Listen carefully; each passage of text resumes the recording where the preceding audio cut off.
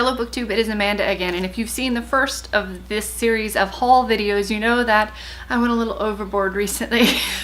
I want to make sure that I have plenty of reading material for all the traveling that I have to do in the near future, and while out and about, I have found some great reads that I want to share with you. The first is a continuation of some of the novels that I read for the Nobel Prize series of book recommendations. This is The First Circle. I'm gonna read a little, and we all know I'm not great at that, reading to the camera, so bear with me. The First Circle of Dante's Hell, where the souls of the pre-Christian philosophers are doomed to exist throughout eternity, stands in this novel as a metaphor for certain penal institutions of Stalin's Russia.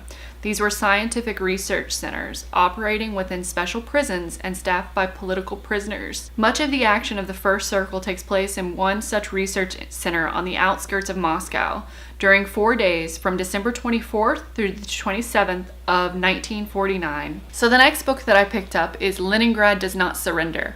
One of the bookstores in particular that I went to was pretty heavily stocked with foreign translations. This takes place during the Second World War in the city of Leningrad, and it is the tale of the epic battle, and it is told by two of the generals who fought in the battle. So it's supposed to be a non-fiction account, but I think there will be some fictitious sort of liberties taken to make it more story-like.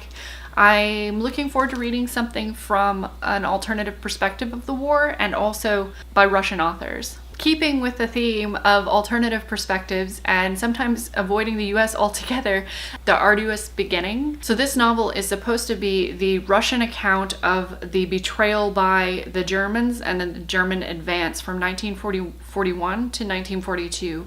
And it's a tale of the Soviet-Russian battles, the First World War. I don't know much about this book. It's supposed to be the outbreak of World War I, and it's told by a military historian, and is said to recreate the world-altering conflict both on and off the battlefield. I hope that this means that it's going to include a lot of personal narratives and personal perspectives on the human toll of war, not just the strategies involved. That's another aspect of military nonfiction that I really enjoy, so I'm looking forward to giving this a go. The last nonfiction book that I picked up is a National Geographic adventure classic.